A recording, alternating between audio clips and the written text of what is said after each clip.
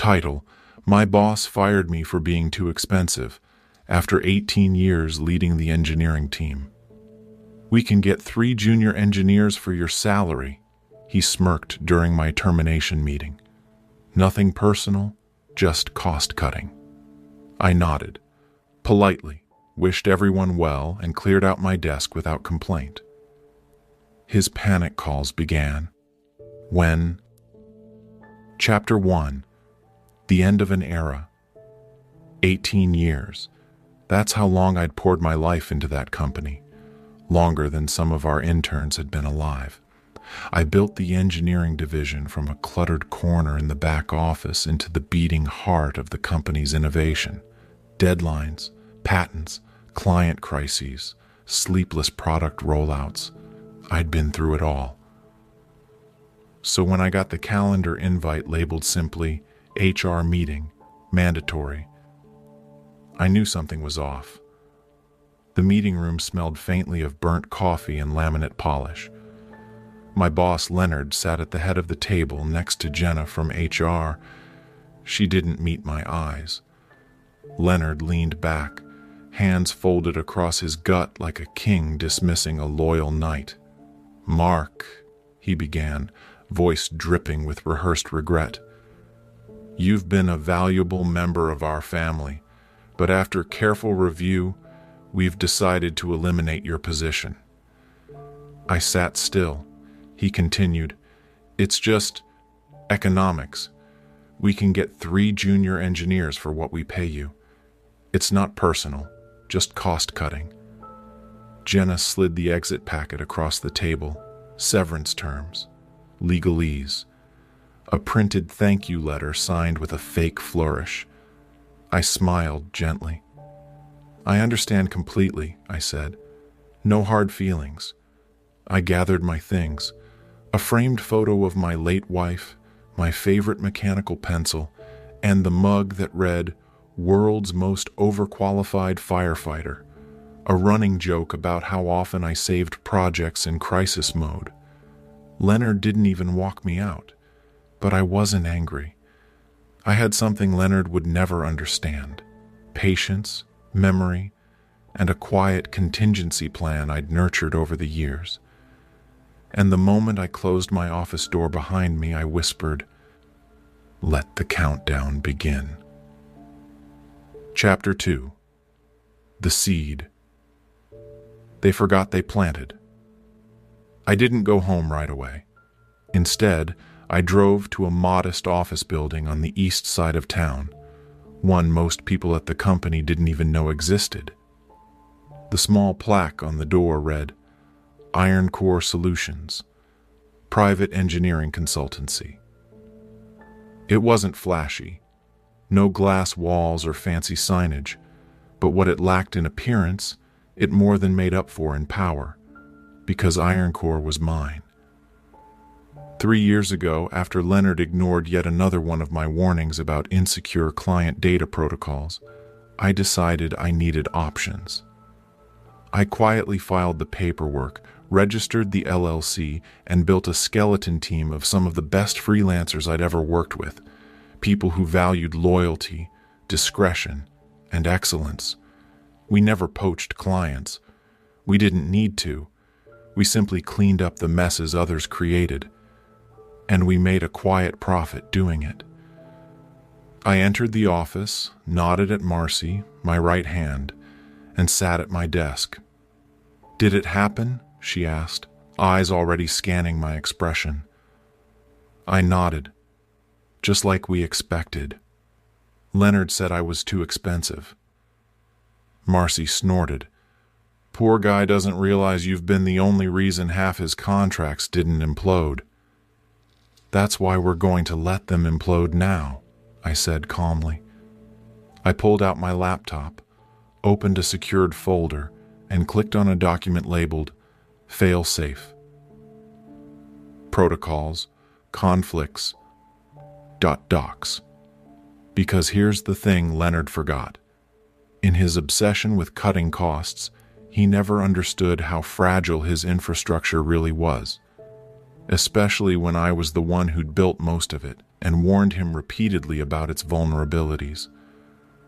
I never sabotaged anything. That would be unethical.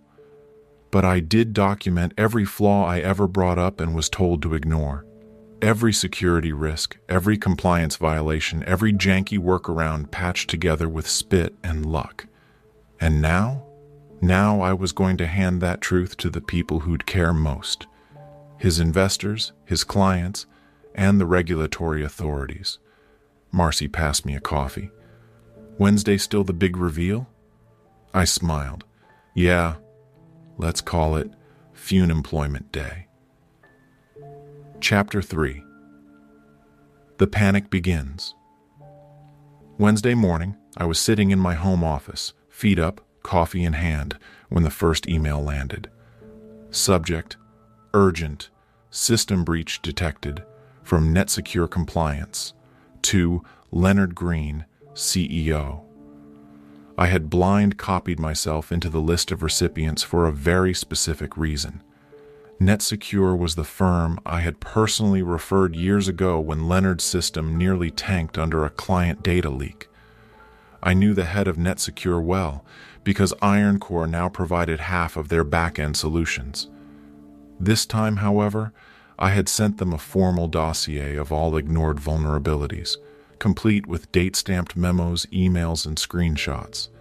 Not sabotage, just overdue housekeeping. I didn't even need to make a phone call. By 9:30 a.m., Leonard had called me 5 times. I let it ring. At 10:12 a.m., Marcy texted, "He's here, red-faced, sweating, asking if we'd consider consulting short-term." I replied with 2 words: "He can't afford us." Because now, Leonard's biggest client, Halberd Dynamics, a multi-million-dollar defense contractor, was threatening to pull their entire contract due to insecure system protocols. The system I had warned Leonard about 3 times over the last 2 years. The system he'd refused to upgrade because, quote, "if it ain't broke, don't fix it." Well, now it was broken. Badly. Worse still? That same system housed records for 5 other major clients, 2 of which were federally regulated. One breach, even theoretical, meant months of compliance audits, potential lawsuits, and halted projects. By noon, I was on my second cup of tea when Leonard finally texted, "Leonard, Mark, please, I don't know what's happening, but I really need your help. You were right. Okay? You were right. Let's talk." I read it, set my phone down, and smiled. Because what Leonard didn't know was that Halberd Dynamics had already signed a quiet proposal with IronCore. Yesterday. They'd made the decision within 6 hours of receiving the report I sent, attached with a detailed professional breakdown of how we could secure their entire infrastructure within a month. Their only condition? We want nothing to do with green tech going forward. I leaned back, watching the storm roll in. Leonard had gambled on cutting cost, but now the bill was coming due. Chapter 4. The Boardroom Collapse. Thursday morning began with a headline: Halberd Dynamics terminates contract with Green Tech following data scare. Sources say insider alert sparked audit. The article dropped like a bomb. By 9 a.m., 3 more Green Tech clients had contacted legal counsel. The company's stock, already unstable, dropped by 17% before the market even officially opened. And Leonard? He was busy assembling the board. I knew because Marcy, still quietly loyal, sent me a message. Marcy, emergency meeting in conference room 3. He's blaming IT, screaming about sabotage. It's a circus. I wasn't surprised. Leonard's biggest strength was shifting blame. And his biggest weakness? Thinking everyone else was too stupid to see it. But this time, the board wasn't buying it. Because along with my quiet departure from Green Tech, I had sent the board members one final courtesy packet, a compilation of every security memo, warning, risk projection, and denied upgrade budget I'd submitted over the past 4 years, all ignored, all time-stamped, all acknowledged by Leonard. The cherry on top? Screenshots of his actual messages saying things like, "Security's just fear-mongering. We don't have the budget to coddle paranoia." So when he walked into that boardroom Thursday morning trying to scapegoat the IT team, they were already armed and furious. At exactly 10:36 a.m., I got a call from a blocked number. I let it go to voicemail. Seconds later, my phone buzzed again. Text from Marcy. "He just got voted out as CEO, effective immediately. They've launched a formal audit." He tried to walk out, but the lawyers were waiting.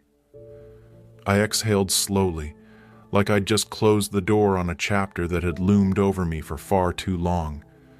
But it wasn't over yet, because as Leonard was being escorted from the building, flanked by 2 executives and a legal rep, he finally realized the truth.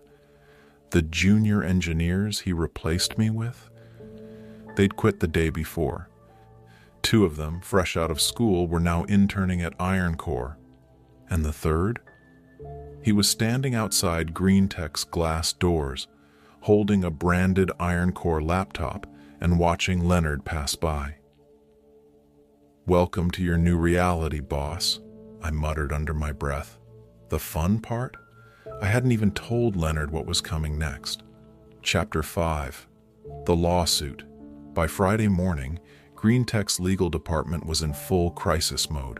Leonard's reckless decisions had cost the company nearly $120 million in lost contracts within 48 hours. But the true storm was still forming, quietly, legally, and with precision. A storm I had prepared long before my final day. You see, Leonard hadn't just fired me. He had done so after years of undercutting internal warnings, violating cybersecurity protocols, and, most importantly, violating federal data protection regulations by ignoring repeated compliance reports I'd submitted. 2 years ago, I began documenting everything, not out of malice, but because I'd seen this exact scenario destroy companies, and I wasn't about to let my name get dragged down with it. So when Iron Core's legal team reached out and asked if I would serve as a confidential whistleblower consultant during GreenTech's upcoming FTC audit, I didn't hesitate. The lawsuit was filed that Monday morning. Iron Core versus GreenTech et al., citing data theft, breach of non-compete agreements, and executive misconduct during acquisition talks. Yes, acquisition talks. Turns out, Iron Core had once tried to acquire GreenTech. Leonard scoffed at the offer, mocked it, then used confidential details from those discussions to try and preempt Iron Core in a government bid, using systems and frameworks we'd developed under NDA. Massive mistake. Because now, Iron Core had every legal right to drag Leonard and the company through a prolonged court battle. The same junior engineers Leonard hired, 2 of them had given depositions voluntarily, citing pressure to falsify implementation dates and backdate performance metrics. Within 10 days, Leonard's personal assets were frozen pending investigation. His severance package was suspended, and the board issued a public apology, disavowing his actions and expressing their full cooperation with the ongoing legal proceedings. As for me, I wasn't interested in headlines. I didn't want applause. I just wanted peace. But I did receive one message that made me pause. An anonymous email. One sentence. "Was it you?" No signature. But I knew it was Leonard. I stared at the screen, then typed back, "You did it to yourself. I just made sure everyone saw it." Then I closed the laptop and walked outside, into a morning that finally felt free. Epilogue: The Price of Arrogance. 6 months later, I was sipping coffee on the balcony of a quiet coastal home far away from corporate chaos. No phones buzzing, no late-night bug fixes, just the sound of waves and the occasional tap of my rescue dog's tail against the deck. Green tech? Gone. Well, not technically gone, but gutted. The FTC had fined the company $42 million. Several senior executives, including Leonard, were barred from holding C-level positions in any tech firm for the next 10 years due to gross negligence and ethical misconduct. The stock value plummeted, investors bailed, and the board sold what was left of the company, ironically, to Iron Core. Leonard, he declared bankruptcy within 3 months. His house, foreclosed, his car collection, auctioned, and his reputation shattered beyond repair. The last anyone heard, he was living in a small rented apartment outside Cleveland, teaching basic coding courses online under a pseudonym. The smugness that once oozed from his every word was now a distant echo, drowned out by legal bills and broken pride. As for me, Iron Core honored our consulting agreement generously. But more than the money, they gave me something I didn't know I needed: respect. They brought me in quarterly for executive training, asked my input on new systems, and even credited me, anonymously, in their latest innovation white paper. No LinkedIn glory, no press interviews, just the quiet satisfaction of knowing I had dismantled a bully, not with rage, but with reason, not with noise, but with patience, precision, and proof. Some men build legacies with ego, others build them with silence and steel. And when Leonard thought he'd buried me, he didn't realize I was already standing behind him, shovel in hand, waiting for him to dig his own grave. Was this revenge perfectly justified? Tell us what you would have done in the comments below. Like the story, share it with someone who needs this energy, and subscribe to Lauren's story for more jaw-dropping tales of betrayal and justice. Because here, every lie has its reckoning, and every betrayal finds its shadow. Stay sharp, stay strong, and stay tuned.